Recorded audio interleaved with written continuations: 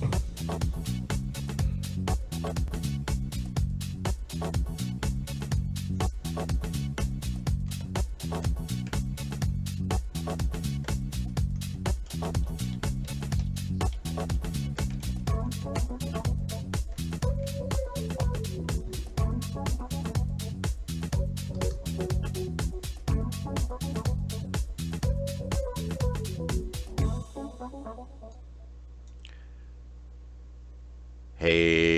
everybody, and welcome back to another exciting episode of the VOD Squad, the show where we talk about streaming technology. This is episode 118 on February 6th, 2019. I am Clyde, and today I am joined by the whole team, starting with Matthew Ross, Well, hello. Jimmy Trammell, Hello, everyone. and Michael Aston. Howdy, y'all. Apparently, he's working on his ventriloquism. So Impressive. Not again. Oh, rock on. Yeah. So, how's everybody doing? Yeah, a little tired, but hey, I'm here with you guys. Always the highlight of Wednesdays. Well, Absolutely. thank you very much. It's the whole reason I'm still awake at this time on Wednesday night. It's I don't know what to say other than it's been a crazy last several days for us, because this last weekend all the family came over and they all celebrated the January/February birthdays, and so there was cake and ice cream and dancing and partying and presents and swimming in a pool and all kinds of stuff. So Wait, it's warm enough for a pool? an indoor pool. Oh, I was gonna say I'm pretty sure it gets cold up there. Oh yeah, it was plenty cold, and we got a little bit of the vortex over here, but not nearly as bad as the rest of you guys. Don't worry about it. We're fine. We got a lot of that yesterday. It was Sure. to the point where it was like 4 o'clock, and I looked out the window at the gridlock outside, and I said, "I'm not going home anytime soon." I ended up. My coworkers and I ended up going over to a restaurant, bar place, and hung out there for a few hours. It was like 7:30. I was like, I don't want to drive home. I came this close to just getting a hotel downtown because I did not want to drive home, and it was a nightmare. But and then it's still a mess today, but. Yeah. So the question is this going to be the reason why we all moved to the robots going to deliver our stuff to our house, and we telecommute everywhere and everything because nobody ever wants to go out into traffic and or weather? Well, if you lived someplace like this, I would. Literally, people think I'm kidding. I tell them that once, like, October, November rolls around, I don't leave my house unless I absolutely have to. Right. And there's a couple people that keep bugging me. They're like, "Hey, come to my Super Bowl party." I'm like, "No, I'm not leaving." So are you going to pay me? Because the only reason I go to work is I go to work enough that I continue getting a paycheck. And otherwise, I would not leave my house. Like last week when it was minus 25, I said, "Nope. I didn't leave. I didn't literally did not step foot outside the house for like 4 days last week." Did you do some type of remote work? Oh yeah, I can work remotely. Okay. But I'm sure a lot of them also didn't show up to work because it's just crazy out there. Yeah, and then I work mostly remotely, and but here where I live, it's 70 degrees outside. Yeah, but you get those alligators that set up camp outside your door, and then you're those like, giant trapped. Other kind of vortexes called hurricane. Yeah, there's those. Yeah. The polar vortex and then the tropical vortex. What do you got to do? Yeah. Well, we do have those, no doubt. So, Mike, are you actually here? I am here by audio, I think. Oh, He's virtually here. I just wanted to make sure you didn't get dropped off. All right. Well, hey, while we Why don't we just move along on into what's going on this week? No problem. Starting off, we're going with the story. Sonos has been updating their Sonos speakers, and they've been working on trying to make sure that their devices are capable of providing all the different services out there. They've been getting the Amazon Assistant and the Google Assistant on their different systems. Now you can stream your YouTube Music subscription onto the Sonos platforms. This is something new. If you are moving over to the new YouTube TV app, using the YouTube Music app, you're going to be needing to have compatible speakers. And it looks like Sonos, trying to be the one speaker that can do everything, continues to do that for this new service. All right. Well, So, question I have is, I don't know if any of you guys know, but how big is the YouTube Music library? It's just as big as the Google Play Music library, except for, in addition, they have all the different YouTube videos that are attached to them.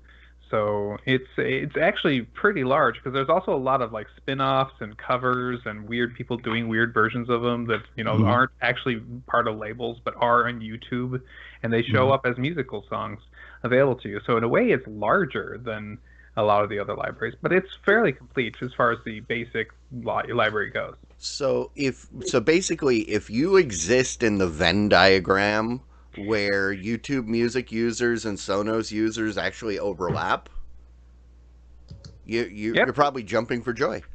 You're probably thinking, "Hey, this is nice." Especially, well, I don't know how many people actually use YouTube Music. I'm guessing there's a decent number, but not nearly as high as some of the other more popular services like the Apple Music or the Spotify. I think I might have access to it because of YouTube TV, but I've never had any reason to test it. If you have YouTube TV, you probably also get either Google Play Music for free, or you get access to YouTube Music for free.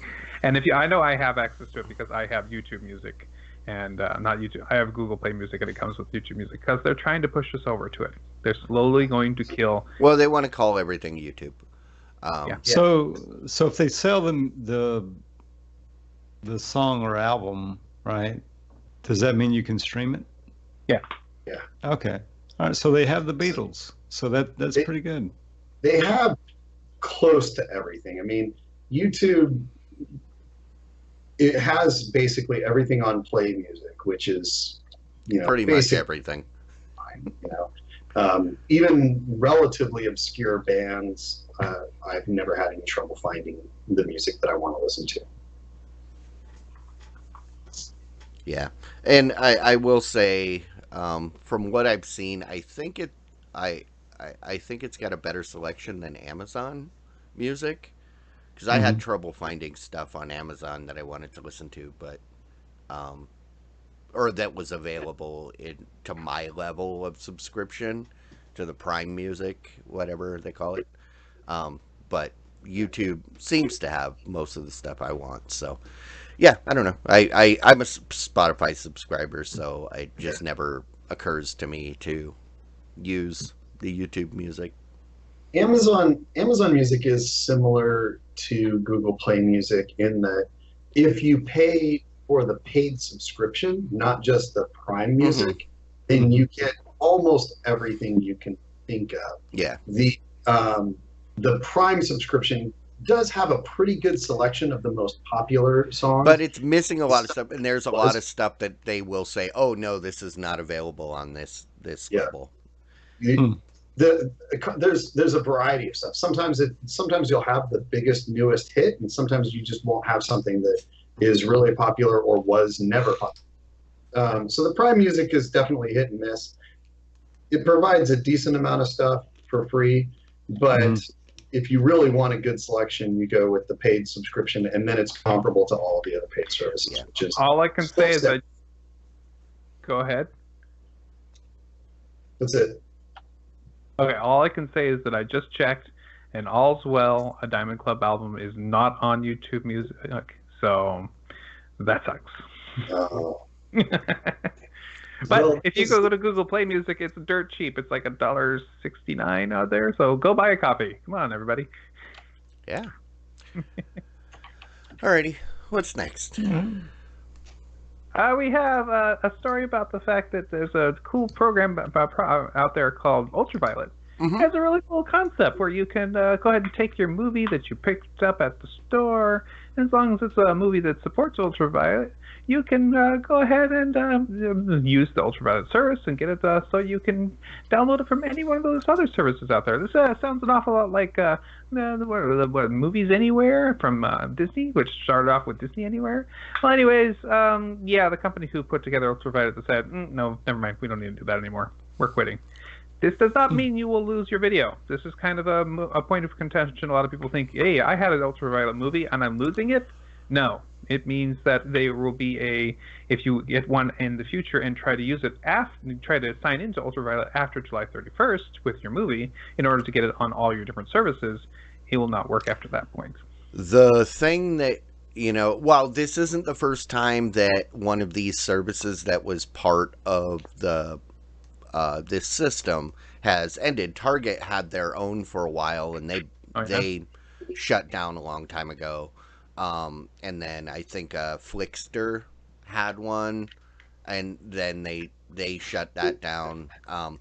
But the thing that will be annoying is if you go out and buy a Blu-ray after July and you get the little insert that says Ultraviolet, you won't be able to redeem it. Nope, not after that. Yeah, that's gonna be a point of contention. You're gonna have a lot of people saying, "Hey, but it says I get this thing because I bought this movie." Mm-hmm. Sorry, oh well. They're. But I mean, for the most part, I don't think that that all the rage is warranted. I mean, people weren't using the program. That's true. I have several movies in Ultraviolet, and I have used Vudu 5 times in the last 6 years. All right. Well, and I think that's the problem, right? Is that most people are going to buy from whatever ecosystem they're in, right? They're going to be in one of 3 for the most part, right? It's either going to be, Google Play, or iTunes, or Amazon, right? Yeah. Well, maybe not Google Play. Google Play is a very popular service, but I don't think it's nearly as. I mean, it's not even very well advertised. It's an afterthought for a lot of people. So I would imagine Amazon, Apple services, and Google Play Disney's Movies gonna do their own is one of those things that it's a no-brainer if you're an Android user because you already go to Google Play for everything. Right. Kind of like iTunes is geared towards iOS users. Right. Well, I mean, well, that's the thing is like, Amazon, most people fall into one of 2. They, I would say most of them fall into either Amazon or iTunes. But then maybe there's a few people out there who only have mobile devices, only have a smartphone. And if it's an Android phone, well, then, why not Google Play? And that's where those guys fall into. Yeah. And I think that's the way it shakes out, too, that the top 2 are iTunes and Amazon, and then Google's probably the close third. But all these companies are participating, I believe, correct me if I'm wrong, but they're all participating in the Movies Anywhere ecosystem anyway. The stuff that you got from Ultraviolet will still be there. Just depends how you got it. So right, but the thing with Ultraviolet though is that it didn't have any of this other. I mean, that's all it was. It's just like for your movies that it was just a consolation prize for to incentivize people to continue buying physical media. Right. So. Right. Yeah. Yep. Sad to see him go, but oh well. And if you really want to hear a really interesting debate about this, go ahead and listen to the first 20 minutes of Cord Cutters this week, where you get to hear Cord Killers this week, where you get to hear Tom and Brian really go at it about this subject. It's very interesting. All right, so we got a new feature coming to Hulu. Hulu's always constantly adding new features. They did a recent redesign of a little bit about how their page looks on different devices. I'm thinking that the redesign looks a little bit better. The other thing is that if you are getting the version of Hulu that includes ads, say, you're going to get an additional ad. And normally you'd be like, oh man, not more ads. But no, this ad happens exactly only when you hit pause. And it's not like a moving ad, or if it is, it's not moving that much. Doesn't really have anything to say. It just pops up there. And it's kind of relevant to taking a break. Like there's an ad for Coca-Cola. If you're thirsty, hey, if you're thirsty, go enjoy a Coke. Or it looks like they have one for Charmin. Gotta go use the restroom. Enjoy the go. Oh, jeez. You know, we actually talked about this, or this came up a few weeks ago. It's probably about a month ago that Hulu announced they were experimenting with pause screen ads, but it wasn't clear how they were gonna implement that. And I know I was kind of on the fence because I'm envisioning you hit pause and then it's just playing ads while you're walking away. And I don't think I like that idea, but it's just a static ad that's on the screen. Oh yeah, I got no problem with that. You know, I'm strangely okay with this. So, this kind of reminds me of back, not sure if they do it anymore now because I don't go to the movies these days, right? But used to, when you go to the movies, they would have these ads, and Matt made me think of it, like for Coca-Cola or popcorn, the snacks and all, what they were selling in the concessions, right? So it kind of reminds me of that, right? When you see there in the screen capture, need a break, right? And you go get a Coke or whatever it might be. Mm-hmm. Right. So yeah, it's this is certainly not intrusive.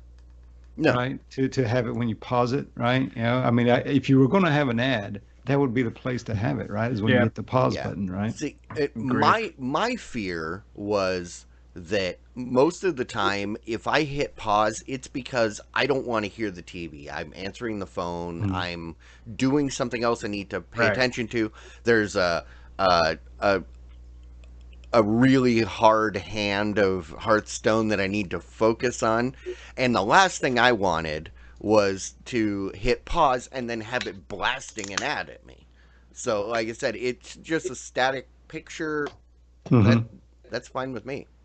Yeah. So. Totally cool. All right, we're going to move on to Amazon. Prime's has this cool app that you can use to watch your shows, obviously. And if you're using the newest version of that app on your Apple TV, whether it be the 4K version or I believe the 4th generation before that, you get the new X-ray feature on there.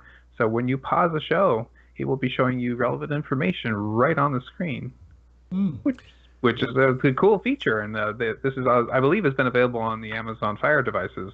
Oh, it's been there forever. It's been on the Roku for a while too. Oh, okay. So it looks like it's finally being picked up on the Apple TV. Yeah, it's one of those things that it recently became very clear how little I watch Amazon Prime, because when I was watching when the new season of Marvelous Miss Maisel came out, I hit pause and all of a sudden all the X-ray stuff popped up, and I was like, "Wait, when did this happen?" And apparently it'd been a while. I just don't watch Prime, but no, Apple users, congratulations. So this is interesting. Like a couple of things here. First of all, when I first heard about X-ray and what it offered and saw that the feature was available, I was kind of excited. I thought, this is really cool. It's a pretty neat deal. I have never actually used it in a non-exploratory of what does this do type environment. I've never paused it and wanted to like search through the information. I mean, I've seen like, oh, that's Harrison Ford playing Han Solo, whatever. Like, there is a little bit of information that you get just by hitting pause. You see the characters that are in the scene, but I've never explored it. And so while it's kind of a cool idea, it's not something that I think very many people really make use of. The other thing is, in grand Apple fashion, you eventually get the standard feature that everybody else has had for 600 years. Yeah, but that's not Apple's fault, right? That's the developer of Prime Video. Not this time. No, not It's this time. it's the choice of the developer, not Apple's choice. The pattern. It's the choice of the developer, not Apple. In this case, in this one case. I mean, but I mean, it does make sense, right? Because Prime Video, what platform are you going to release it on first? Yeah. Fire TV, right? Sure. Right. All right. If you have an Alexa device and you wish to use it to do a nice little adventure while using your voice, you can now ask your Amazon device to do a choose your own adventure through Audible, and it will pull up one of the different choose your own adventures. Looks like it only has the Abominable Snowman and the Journey Under the Sea, but this allows you to go ahead and enjoy those books as with your choices being available to you as you go, so you can be part of the adventure. But this reminds me of the old. I can't wait until the Lone Wolf series comes out on this, but I don't know how they're going to virtually have you pick a random number out of the system to see if you survived or not. Yeah. This is amazing. Like, I absolutely love this. I was a huge fan as a kid of the Choose Your Own Adventure series, read a lot of the books specifically by R.A. Montgomery, and really absolutely loved them. So this to me is huge. I love the fact that they're adding it through Audible so that you can have it read to you and choose your own adventure as it goes and stuff. That's super cool. Agreed. Wow, I'm just looking at this and choose from 42 endings. So did you read these books back in the 80s, Jimmy? I know they were geared for Journey people that were younger than you, but yeah, Journey Under the Sea. Yeah, that was a big one when I was young, right? Yeah. That I think there was an old TV series. Oh no, this is different. This. This isn't. It doesn't have any correlation to that. But no, I remember when these books came out in the 80s, and people kept giving them to me, but I hated them. All I wanted to do was just like just read a book. I just want to read a book. I don't want to have to work for it and make decisions, and then you make the decision, and it's like, okay, go back, try again. And that's a good question. What happens if you do go to the page that was the wrong choice and you die? Do you have to start the whole story over on this thing? That would suck. I mean, you always, keep your finger on the last yeah, page obviously skipped, just so you can flip back and is that the right? Oh, no, well, that's not what I wanted to do. I mean, I was just wondering what the other choice was, because I was obviously going to do this all along, because that was a silly choice. Android Assistant has a game that this reminds me of. Has a game, I think it's called Riddle Quest or whatever. I like to do it when the kids and I are driving long distance. And then it basically takes you through a scenario. You're on a tour of something, you walk into a room, and then it describes what's there, and then it gives you a riddle. And then you have to answer the riddle to open the door to get to the next place. Kind of like what this does. And if you get it wrong or something goes wrong, then you start that room over again. And I assume this would be... Okay, well, let's take this to the next level. I want to see Dragon's Lair giving a very visual description version of it, so I can play that game, and so I can know when to jump left or jump right, and to duck, and to move forward, and to which side of the maze to go through. I mean, come on. I want that version, because obviously Dragon's Lair is just the ultimate version of Choose Your Own Adventure here. We just need that. Yeah, and I think you're on to something there, Matt. I think maybe that's what this is the storytelling here is just kind of like a gamification of storytelling is what this seems to be to me. Although I think maybe I'm wrong, but I think an audio only version of Dragon's Lair would be brutal to play. I know. You didn't duck. I didn't know they needed to. No, it's okay. I guess you could do it so it doesn't tell you which way, what button to press or Yeah. which way to go. I was going to say, an arrow comes flying at you. You choose. Do you duck, dodge left, dodge right? You dodge left. You fall off the cliff. Yeah. Starts Didn't over. see the cliff there. Wait, no, you can't dodge left because you were going from left to right. So if he dodged left, he'd like right into the side of the mountain and still get hit by the arrow. There's a mountain there, you can't. Or if you play the like I only do, option is duck. yeah, or if you play like I do, duck. I thought you were talking about the animal. All right. So Good we're book gonna stuff. we're gonna take a minute and talk about Super Bowl. So we had a Super Bowl game this weekend, and interestingly enough, there was a big drop in the number of viewers total for the Super Bowl this year. But interestingly, there was a large increase of number of people who are watching it streaming. So last year's number was. What was this year? We had a streaming 100.7 million people. So that's amazing how many people turn to a streaming service in order to watch us. Nonetheless, overall, everybody was bored with watching the Patriots win yet again. Yeah. So this was people tuned in to stream from 7.5 million devices. Wow. And that's up 20% from 2018. And I mean, that's just a natural progression. Because up until a couple years ago, people didn't know you could stream it. And up until a couple years ago, they weren't paying attention to how many people were streaming it. Right. So, yeah, I'm not surprised.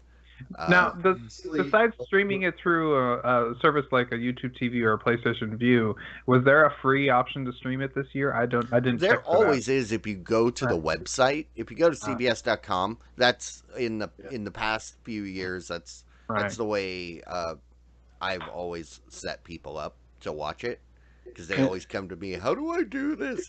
Where can I watch it? It's like just open a web browser, go to CBS.com. It's not eloquent, but it worked. Yeah, I think NFL.com might stream it for free as well. So I was a little bit surprised that it was like, is this? I didn't get through this whole article. Is this 7.5 million devices, all of the devices for all types of streaming, or just streaming through the CBS website?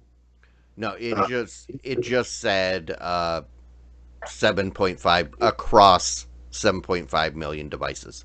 It didn't specify it doesn't specify where they were watching it, so I would assume that includes YouTube TV, any place that it was available. That honestly, that feels surprising to me. I mean, I guess I'm still just a little baffled by the fact that there's still that many people paying for cable and not using streaming services for their TV viewing. It's just, really? It's only 7.5 million of the 100 million that watched it? Yeah. I'd expect at least 20%.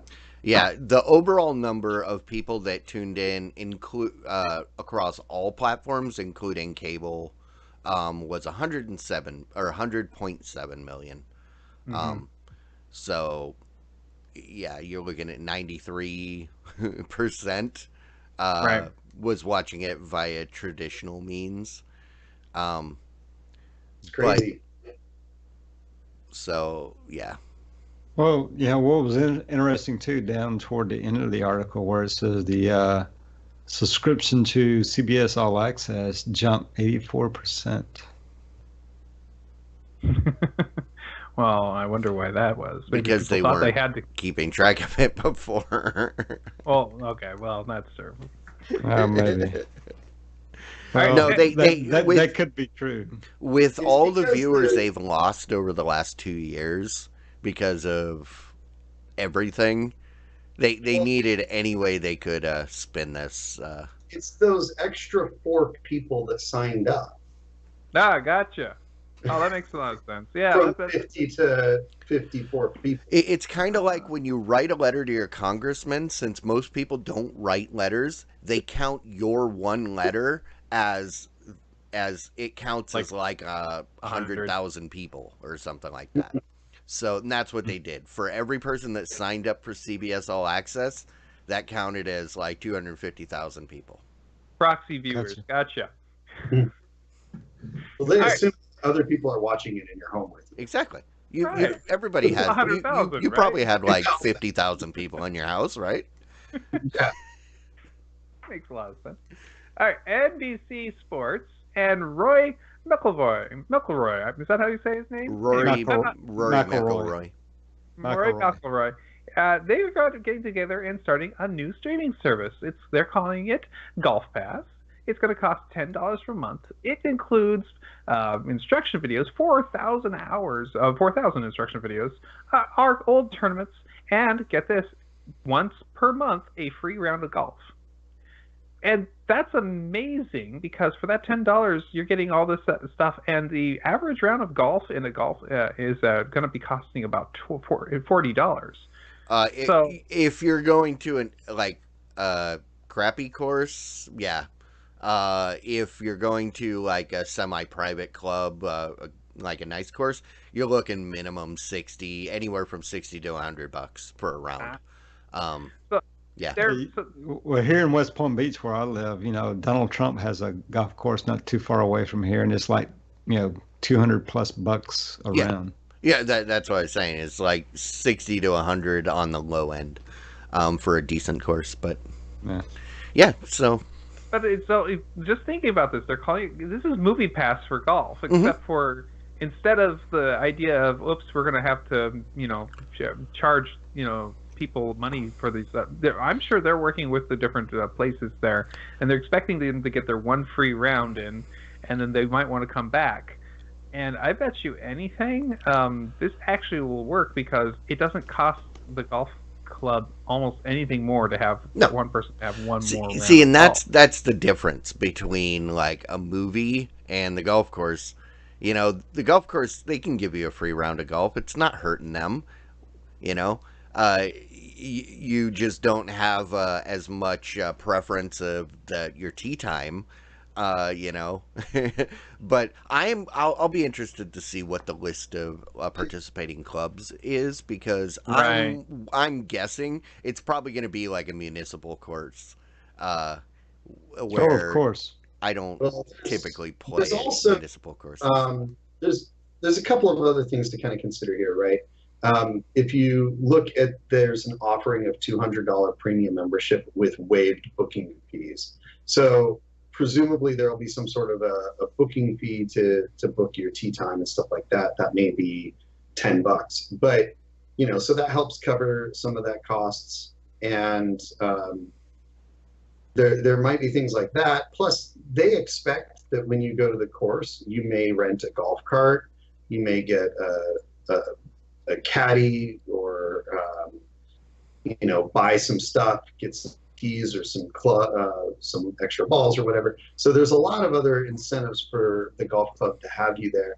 And this is probably 9 holes. You go, you're going to take time off and go with your friends. You're probably going to do 18, so you're going to have to pay for the back half of the course. So there's a lot of things where this is really just getting you in the door, and you're going to spend a lot more money when you go. Yeah, saves you some money, gives you some incentive, an excuse to go golf. Oh, well, I got my free one. I don't want to lose it. So now your wife has got to let you go golf. This sounds horrible. I'm sorry. This sounds like the end of society as we know it. The thing is, golf requires a lot of time. That's the thing. See, and that's I love my time golfing. That's why I try to make sure I play at good courses, because it's your chance to get away from everything and just be alone. Outside, right? Nobody nagging you, nobody calling you. The phone goes off, and you kind of just get away. But Golf is a good walk ruined. oh yeah, Be the ball. Mhm. ESPN Plus is Disney's new streaming service where they are trying to get you to get additional cool features on there. One of the features that they have picked up is their UFC fight nights, and it looks like it's actually working out for them because they've just been past the 2 million subscriber mark. And it looks like they got over 500,000 subscribers within 30 minutes of the fight, or a couple hours within the fight of the most recent fight coming up. And that fight only lasted 32 seconds. So, hey, this is going to be, there are crazy UFC guys out there. And if this is where they can get their UFC fights, this is going to be pretty popular. I will say good for ESPN, but this picture, is Disney condoning violence against children? Because I'm pretty sure that dude's beating up a child. I don't know. Look at that picture. That is clearly a child. I don't know actually what the age of that person, but no, I'm certain they're not condoning beating up children. Although no, he's not beating up. He's just giving them a old nudge in the arm. Say, "Good job, guy. Good job." Talking to. Exactly. It looks like he's just punched him in the shoulder to me. UFC motivation. Rock on. If you're into UFC, now you can watch it on ESPN Plus. Yeah, well, also, you know how much it cost to watch a UFC show when it was on pay-per-view? It was very expensive. It was like $90. Well, I mean, just by virtue of being pay-per-view, you're looking know. at least $100, regardless the of what people it who was. are really into this, I could totally see them saying, "Hey, I pay for $10 a month for ESPN Plus, and I get some UFC for it." Yeah, I could see that happening. So Yeah, what does anybody remember what the ESPN Plus costs a month? I could look it up real quick, but I think it was $10. Okay, it was like 10 or 15, right? $10 or something like that, and then if you pay a year, you get a discount. No, we were wrong. It is $4.99 a month, and if you pay for a year, it's $50. Oh, okay. Yeah, rock on. That's not bad. So that's not bad. $50 for a year is not too bad. Yeah. Yeah, for one pay-per-view show, I can get 2 years of this stuff. Heck yeah! All right, more sports talk. It looks like DAZN. I don't know. They are setting up a new feature for fourth generation and 4K TV, fourth generation and the 4K Apple TV, where you can watch 4 different streams of theirs at the same time on the screen. This allows you to catch up on all the various things going on. Looks like they're promoting a lot of soccer for those who are interested in that. But also remember that DAZN also has a big contract with the boxing leagues as well. So I think it's a gimmick because it's 4 matches at once and it's only available on the Apple TV 4. That seems like the fourth generation or 4K? Yeah, the fourth generation 4K. Or the 4K. All those 4s is not a coincidence. Well, I know on the speaking of golf, right? The Masters app has had this capability for years on Apple TV. Yeah. Bad Weeb says 4 games at once might leave you DAZN confused. Yeah, it's true. But also, it looks like later this year they're getting baseball from the MLB show from MLB, so they're going to be providing all kinds of different cool sports for you to watch. Now, I'm just curious: are these 4 set shows that you can't choose what the 4 are, or can you? No, I think you get to choose between whatever's live at that time. Right. So if you want your boxing in one corner, you want your baseball in another corner, you want your tennis in the third corner, you want your baseball in the fourth corner, that's okay? I assume as long as it's live. Right, live and available through DAZN. Yeah, they're not. It's not for streamed like past broadcasts because that would be ridiculous. But the way this works is, only one audio at a time. So whatever's the whichever one you focus will have the audio. You focus on, it has the audio. Which is good. Which is good because if all 4 were playing audio at the same time, that if you've ever wanted the sports bar experience in your living room where you can't 4 tell different what's going TVs. on because you're getting the audio from He passes the everywhere. ball. Touchdown. Home run. Yes. Um, Spike. yeah, so if you use Dazen and they have a sport that you're actually interested in, maybe you might want to get an Apple TV. Well, we'll see. Uh, and last story of tonight is actually a pretty big one, if you ask me. Captain Marvel will be the very first movie that is being made by Disney, the Marvel movies, that you will not be able to later on stream on Netflix. As we know, Netflix is losing the rights to the Disney to all the Disney shows. And they have been picking up the various Disney properties and streaming them while their contract is still alive. But at any time, when Disney is announcing their new Disney Plus streaming platform to compete with the Netflix, they will be, of course, taking advantage of that lost contract to move that content to their own service. Oh. And Disney Plus platform is supposed to be revealed on April 11th. Not on April 1st? Nope. That would be a wonderful day to do it, if you ask me. Oh, no, they're doing it on April 11th because it's going to be even bigger. It's going to be like twice the prank. Right. They're going to prank you with a prank about a prank. Not just April 1st. It's April 1st again. Exactly. No. Yeah, I don't know. I think this means that this is going to be another Marvel movie I never watch. I can't bring myself to watch Infinity War on Netflix. I'm not going to go out of my way to watch this on another service that I'm not currently subscribed to. So you would like Infinity War. All you have to do is watch it and think of Thanos as the good guy, and you love it. Yeah, but it's got anything that's got the Captain in it is boring. Oh no, It's miserable. Like we've talked about it before. The Captain stupid America? The stupid Civil War movie was like the worst 2 hours of my life. It's so boring. It's like, how did you manage to make this so ridiculously slow and uninteresting? Ant-Man and Wasp is on I love Netflix that. now. I saw that in the theater. And that's on Netflix now. Yeah, it is. Yep. But that's like the last one that you're gonna get. So yeah, but like I was saying is I can't bring myself to, I have trouble bringing myself to watch the stuff on Netflix. I'm definitely not subscribing to another service to watch it. So if I don't catch this in the theater, I'm probably never going to see it. For me, it depends on the price, right? Because I mean, the Star Wars element could entice me. Yeah, I will definitely be seeing this in theaters, and I will definitely be subscribing to Disney Plus as soon as it's available. No questions on either of those. The one question I have is, this is costing Disney about $150 million.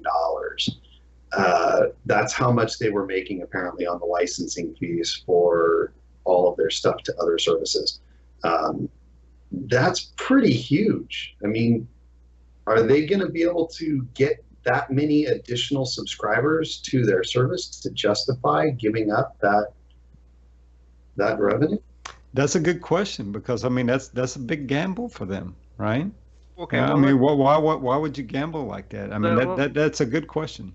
Let's just quickly do a little math. 115 is, let's round that down to 12 million. 120 million, which makes it so you have divide that by every month you need to get at least $1.2 million. And so how many subscribers do you need for however much a month do you need in order to make that much money to earn that much in a year? $10. Yeah. Essentially, the answer is yes. They will make the money back. Well, I mean, yeah, it's 10 million viewers, right? Well, not even. If for $10 a month, it's like 120,000 people, right? Exactly. Easy. Well, but that's just to break even. Yeah. And that's just to make the money they were getting from Netflix. So, yeah. So, but again, they will have many more subscribers than that, and they will be making, and that's if they do $10. Who knows if they go more or less? Well, okay, well, let's reframe this. In order not to lose money, they need a minimum 120,000 subscribers on day one. No, they need 1 million subscribers in order to charge $10 a month and get $120 million out of it. Okay. So they need 1 million subscribers basically in order for this to break even. So and obviously they won't have 1 million subscribers day one. It will take them time to build up to that. So however long it takes to build up, that's how much more they need to justify the additional costs. And that's not even counting the fact that those subscribers aren't free. There are expenses related to that. So that $10 a month is really probably, let's be generous and say $7 of revenue. How many subscribers are currently on Netflix? Let's find out. 1 billion. It's a good question. So let's say they get like a quarter of it. So current Netflix subscriber count is 139 million subscribers. So let's just say that they get 20 million. They're done. They're good. An average of 20 million in the first year, they're good. And you know that they're going to do that. Everybody and their uncle who is on Netflix, loves watching their Disney shows on Netflix, is going to go, a quarter of them are going to go, yeah, I'll pay for Either I'll drop Netflix because all I watch is Disney, or I'll add Disney because I like it as well and I'm willing to pay for it. So, yeah. They'll make them back.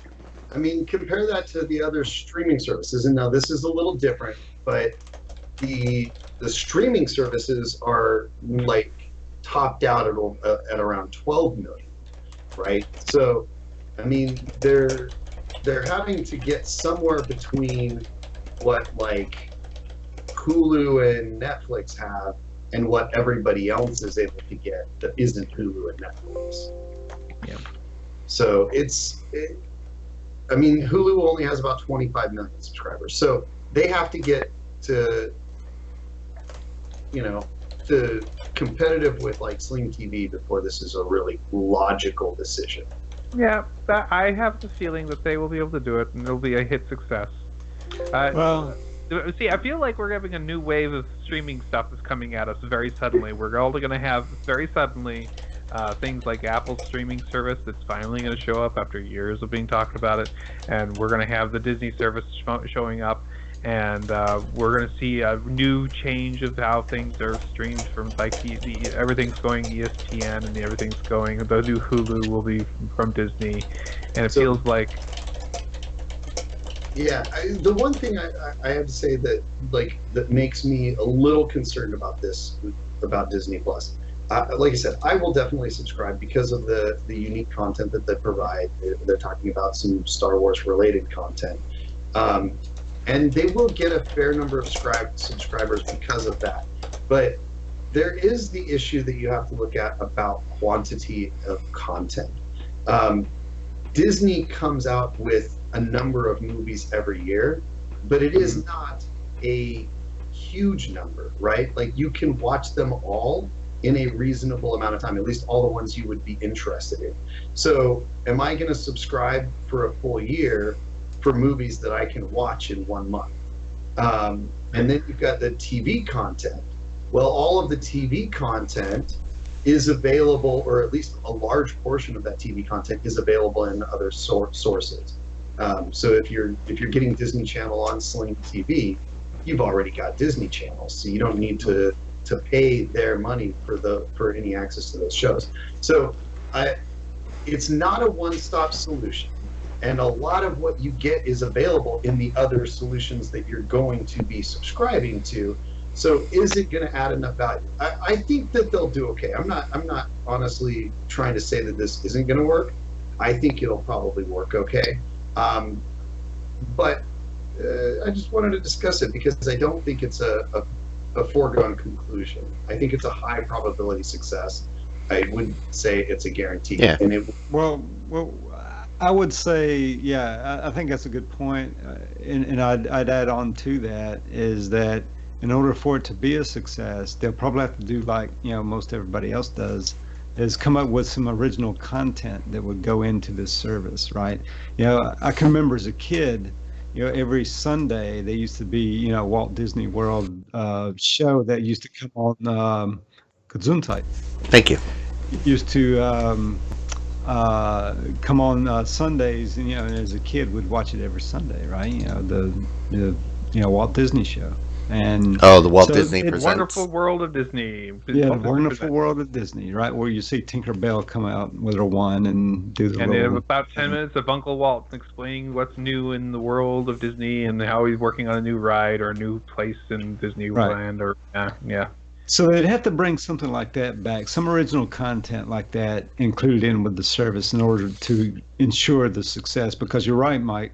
Yeah, you can watch all the Star Wars movies in 1 month, right? So they got to have something besides that to sustain the subscription. I mean, I think that they've mentioned that whether it's Resistance or one of the other Star Wars shows that will be unique to the Disney Plus service. But again, I mean, it's got to be more than one show. Like, I'm not going to The Mandalorian to watch one show. Maybe it was The Mandalorian. Yeah. What if? Okay, would you sign up if they made Captain EO available? Can I sign out if they didn't have EO available? Can I say I want everything but that? I will pay you to not have that feature. That reminds me. I'll join so that I can downvote it and then and then drop it. No, I mean, I think that it's, and as long as it's available in bulk, like at the end of the season, this is the kind of thing that maybe I would subscribe in, July after the season's over and it's all available, and binge the whole season and then cancel again, kind of like I did with the Game of Thrones on HBO, right? I'm just curious what it will end up being. I think it'll work. Disney has a good amount of content. They're smart people. They've got a history of succeeding in these kinds of things. So I think that it'll work out. I'm just saying, it's worth considering that it's not a guaranteed success. Yeah, I don't know. I think it's kind of in the bag because I think there's enough people who love Disney so much that they'd be happy to. I mean, I'm certain there's people that all they watch Netflix for is for Disney. So, yeah. Okay. All right.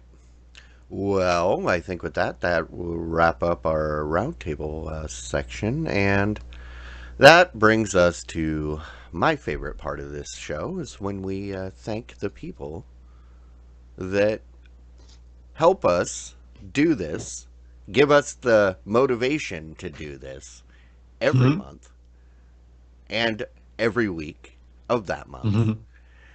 And that is the patrons. The Captain Ego. That's Captain EO, right? Gives us the motivation, right? Yes. Protect your children. Boycott Captain EO. There's a link in the chat. We just like to thank the people that give monetary support every month, even when Patreon is having problems with charging people and paying out. Don't worry, I know we may not get it today, but it'll show up eventually because our patrons are awesome.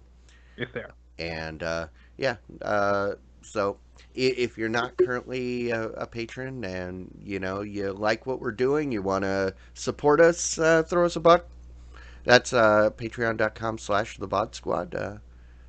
Everything helps, and we are very appreciative. So, Yes, Indeed. all right. There isn't really much. We would normally go to Big Boys J, but there isn't really much going on right now with the movie draft being where it is. So let's do this. I will just throw this up for a minute. These are our current numbers. They look exactly like they did last week. Oh my goodness gracious! Minus. Yes, We could- win. You could go. Yeah, we win low score golf scores, We right? won. Yeah, that's what we were going Got for. this in the bag. Well, if they So list you your last, golf that means score, you won. going off of what Matt said earlier, your golf score is a good draft wasted. Yes, I think you might be right. All right. No, just to say briefly that it's still been fun to do this, even though it feels absolutely. like we got thrashed by our choices that were excellent and didn't get show anything. Yeah. And our having to swap movies out. But we lost some really great movies, and we Serenity had got moved, and Serenity probably would have made more money the weekend it was on. I don't know why, but Serenity right now is just the worst movie ever. I mean, maybe not ever. It's made $8 million, but we spent $9 game bucks on it, so we should have spent a whole $1 on it at my normal rate. So you almost made your money back because you basically spent $9 million. Or no, you technically spent $90 million. Never mind. $90 million. No, we're way behind. You know, but on the bright side, you didn't get outperformed by Johnny English because that would have been embarrassing. Yeah. Believe it or not, the movie that did worse than Johnny English is This Girl in the Spider's Web. I can't believe how only poorly... by number. It still made more money than Johnny Yeah, English. It made more money, but it's by how much money that Team Have a Drink spent on it. Yeah.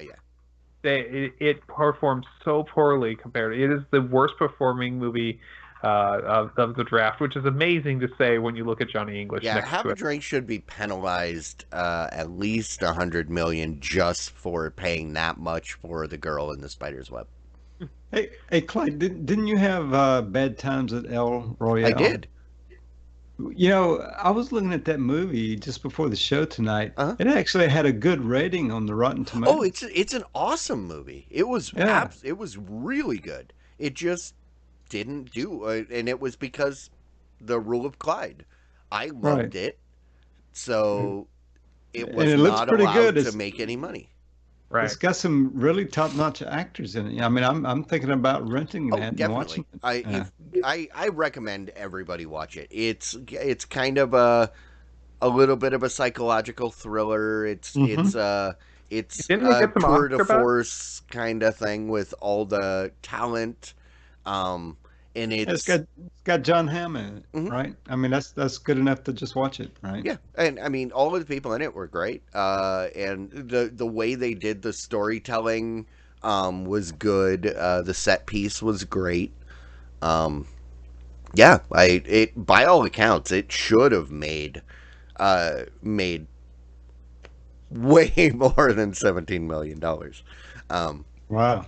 That's what I was saying. Right off the bat, that movie, I was screwed because that movie deserved. I mean, it deserved at least $100 million.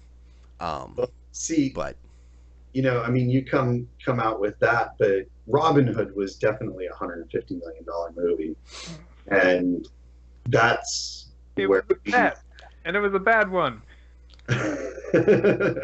Well, I mean, it's not like people don't have other Robin Hoods they could watch. Well, better no. ones. The reason why I put money into that one when we were trying to decide this is because it actually had a decent cast of people who the current generation might be interested in. So that looked like a decent way of doing things. Also, the last couple of Robin Hood movies have tanked hard, and I figured it was due for a hit, if you know what I mean. So I was like, it's Robin Hood. You can't do too poorly with that, right? It's got to make some money, and it made $30 million, which isn't nothing to sneeze at. But I shouldn't have spent. I've said it before. Mel Brooks already made the quintessential Robin Hood movie. Everybody needs to just stop. It's already been done. There's nothing you can do to improve. Was that the one, Men in Tights? Yep. Right. Absolutely. He already perfected the story. There's absolutely nothing that anybody can bring to the table that will I think you're right, surpass it. Clyde. That movie was the last good Robin Hood movie. I think you're right. Mm-hmm. Yeah, I don't think there's been The other ones has been good. Just fox it to him. 19th century or 18th century. Just fox it to him. Fox it. Fox it. Fox it to him. Alrighty. So, yep. We will let everybody know when we hear word about the summer draft. It should be coming up soon. But until then, should we get into some routes and rails?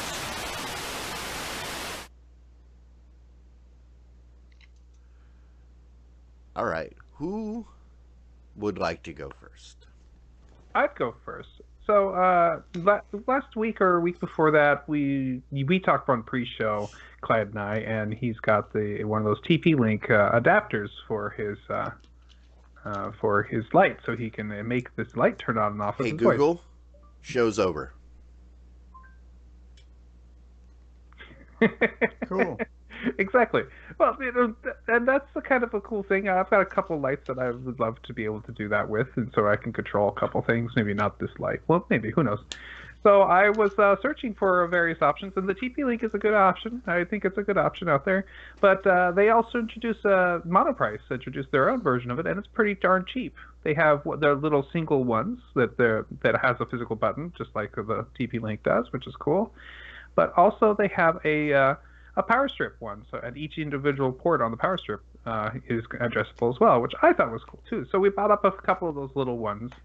But the thing I wanted to point out was that they have a version of this stuff. This is called their line is called Stitch by Monoprice, and they have a smart universal IR hub that you can put in your room and thus control with your voice and basically program it to do anything your remote can do.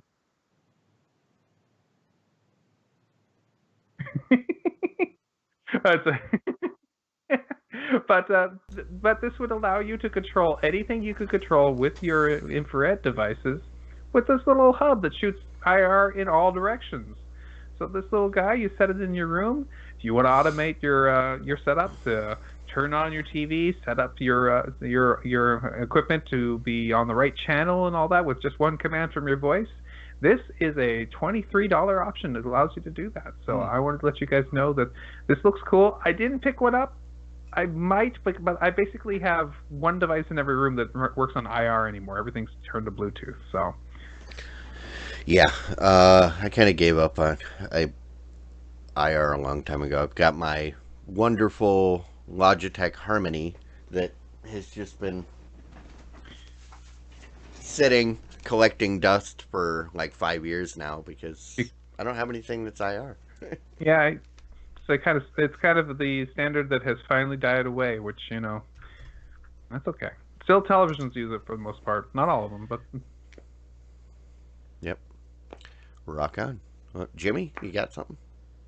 Yeah. So I'm still watching Star Trek Discovery. I've been a little busy with work and that kind of thing. So I'm up to episode 10, and episode 10 was great. If you guys have not watched Star Trek Discovery yet, I definitely will recommend it. The unfortunate thing is you have to either be subscribed to CBS All Access or you can just buy the first season, right? Which is what I did. But episode 10, I mean, man, it is just a great show. I mean, if you really like if you like Star Trek or just like science fiction in general, you'll really like this show, right? It definitely keeps you entertained. There's several twists, without giving anything away. There's several twists through this season. So yeah, if you're a Star Trek fan, like science fiction, highly recommend this show. I've been a huge Star Trek fan. I really don't want to have to pay for it because I feel like I'm being, cheated out of my money here.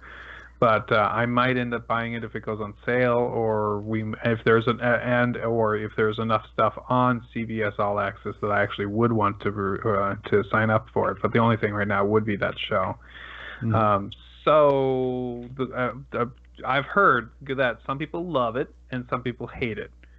And can you understand why both of those positions are true so far? Are you very purely, why would anybody hate this? It's just really good. I don't understand. Is that well? I would say for people who hate it, probably were never a Star Trek fan to begin with. Oh You no, know, no, no. I so know many people. See, the problem was that the first half, from what I've heard from both sides, the first mhm, half and the second half of the season are completely different shows. So the mhm. people that hate the first section seem to like the second, whereas the people that hate the second were the ones that like the first. They don't like the shift. And yeah, I've heard that from a lot of people that are just diehard Trek people, whatever. Interesting. Um, It does. So I want to be careful with my words here because I don't want to give anything away, right? Please, The the I the, the appreciate thing that. the thing is, it does. The storyline does kind of jump around a little bit, and just to put it into the Star Trek timeline, this timeline of Discovery is before Captain Kirk, You're right. Yeah, right? I'm quite aware of that. So which yeah, I think which you've yeah. yeah. Um, so it it does jump around a little bit. I mean, if people doesn't like the jumping around, No, I okay, think it was I guess more I of could the tone. understand. I think it was the more of the tone of the first season.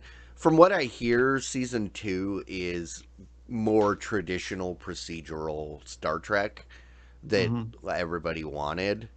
Um, but I don't know.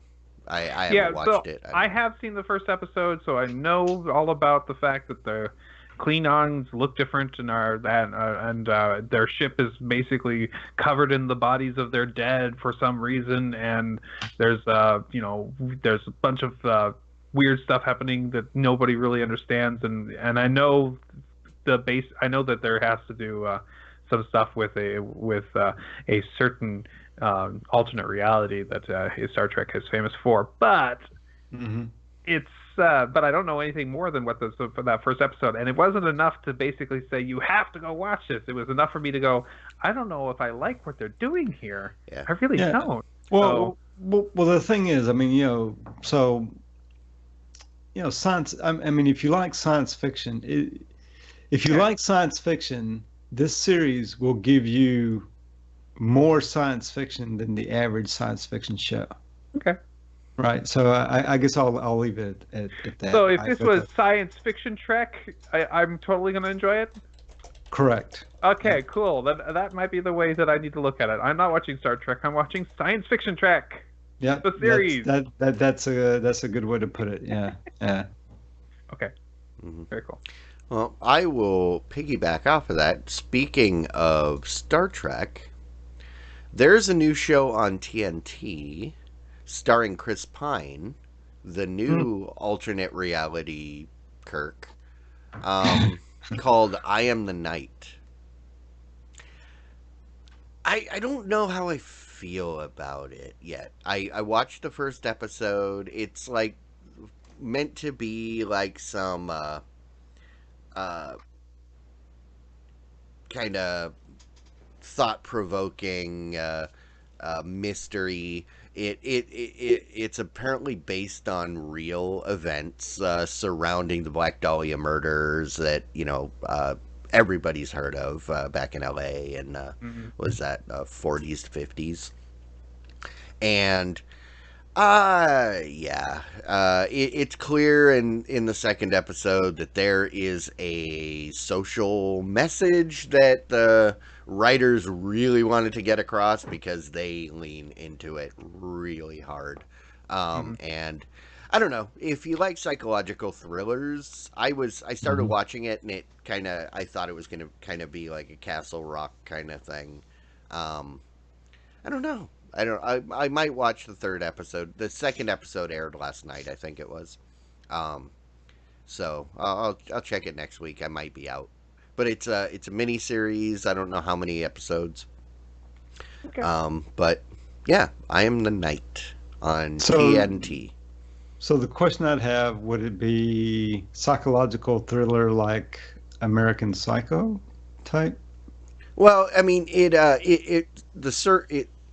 uh centers around a woman who finds out that she she was actually adopted. She had been given away at birth, and she Mm-hmm. goes out seeking to find out who her real parents were. Mm-hmm. And then there's like a conspiracy around her grandfather, her real grandfather, and somehow, there's a reporter, Chris Pine, who believes that he's linked to the Black Dahlia murder.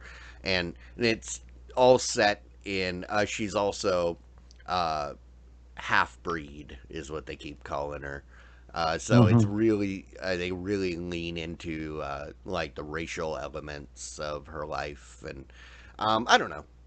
It's I'm Well, waiting for it to become entertaining. mhm.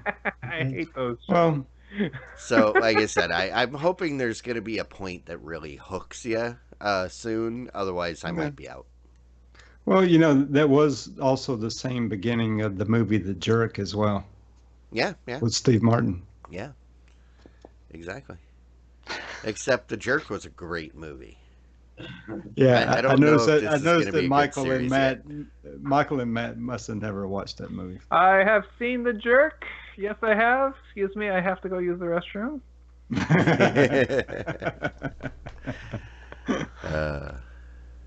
All Yeah, right. no, it's the movie was actually quite good. It's been a very long time since I've seen it, but I have seen it. Oh, okay, good deal. Oh, I guess this show, I Am the Night, was directed by Patty Jenkins, who did Wonder Woman and Monster. Oh wow. Okay, So, good. All right. Yeah, so I have actually been watching a show, which is kind of a change for me because I What? lately have been just like, yeah, I've been watching a bunch of podcasts. I mean, not that I don't still watch podcasts and everything. There's some really great podcasts out there. Some that sell T-shirts. Yeah. Uh, Yeah. Yeah. is that the really a podcast, though? He's a charlatan. I don't Don't think worry they about put that. out an audio version. it's an internet show, right? Um, but that aside, I have been watching Lucifer, which I don't even know what channel it shows That was on. Fox. It's canceled now. No, it was up for another season on. They a canceled it different- last like, year. It was brought up for another season on Netflix or Hulu or something. So somebody bought it and What? is doing a fourth season. Mm. Anyways, that so far I'm about halfway through the second season and I'm absolutely loving it. Really? It is really an entertaining and enjoyable movie, TV show. Yeah. The characters are just brilliant. They're brilliantly played by the characters, by the actors. I absolutely love the show. It's definitely a little irreverent. That's kind of a major understatement. But if you're okay with something that might be somewhat counter to what you hear at church, then Well, actually, see, and that was the thing. That was one of the things I liked about this show was, when I first tuned in, I was like, oh, okay, this is going to be, the counter argument that, Lucifer, blah, blah, blah. But then I found the arguments and the logic that they use, I was like, oh, I said, yeah, that tracks. That actually makes perfect Right. sense, Yeah. even in the context of, religious teaching. And I mean, you got to remember that this is a Neil Gaiman creation. yeah, I mean, it holds to like all of the. It doesn't depart from the things that you learn. It just does it in a very, very irreverent way. It's the there's two sides to every story kind of Yeah. thing. No, yeah. Anyways, yeah, it got picked up by Netflix for a fourth season of episodes. Yeah. To be Awesome. in 2019. So Lucifer was one of those shows that I I saw it come up and I went, oh, that looks like it could be something I'd be interested in watching. I'm not going to watch it. I'm going to wait to see if it gets canceled and or if it's one of those shows that everybody's like, you have to go watch it. And after that time, would go back and watch it. I tend to do that to some of my shows because sometimes there's just too many shows that they really want you to come in week after week after week, and it's so hard to do that. And sometimes when it's pulled out like that, it's actually I lose interest without being able to binge a show. The other show that I also did the same thing to that was the recent Elementary, which I basically have learned that I probably wouldn't want to watch that because it's still going and it's kind of just it doesn't go anywhere is what everybody's telling me is saying is that it just the show is kind of treading water at this point, and it's still popular for some reason, still going for some reason. But if Lucifer with this new season has a nice wrap up, I will probably come back and watch it all and enjoy that. Yeah, I mean, go ahead, Clive. No, I was going to say, I will say I'm glad to hear that that Netflix picked it up, because season 3 ends on a massive cliffhanger that would have been brutal to never resolve. Yeah, I up to this point, like I said, I'm a little over halfway through season 2, and it has definitely had a great progressive story arc. The characters are still evolving, and things are still happening that are very interesting. It's like I said, I mean, it's just a really entertaining show, very funny, very well thought out, very intelligent. The way the characters act, it's really solid. And I mean, I didn't realize that it was a Neil Gaiman thing. I did know that there was a comic book that it was based on, but it makes sense. I mean, he's a brilliant writer. His stuff is generally outstanding. So now I get where it comes from and why it's so yeah. good. So what's the big Neil Gaiman long series that everybody's always talking about? The Sandman stuff? Yeah, this was part of the Sandman stuff. Okay. So yeah. Yeah. So where are you watching this at, Mike? Is that on Netflix? Yeah. Okay. Yep. Totally worth a watch. Yep. It is, absolutely. It was one of my favorite shows, or it became one of my favorite shows. And then I think that was one of my rants back in about 6 months ago. Was when they canceled it, and I was pissed. Yeah, Netflix picked it up like a month later, so they were itching to pick it up when they realized that it was gonna, however long it took them to make sure that they'd be able to get the correct people on board for another season is probably about how long it took them to negotiate the deal. Yep. Alrighty. Well, with that, why don't we wrap this up? Thanks everybody for joining us. If you're watching this after the fact, we do this live every Wednesday night at 9 p.m. Central on Twitch. Come join us, because that's when the real fun happens. You get to make noise in the chat room and correct us and submit show titles, which show titles, don't forget, they're out there. They need to be voted on. We will do that in the post show. So if you're watching live, stick around. Actually, go vote now. But yeah, thanks guys. I think we can wrap this up, and we will see everybody next week. Later. Bye. Bye everyone. Diamond Club hopes you have enjoyed this program.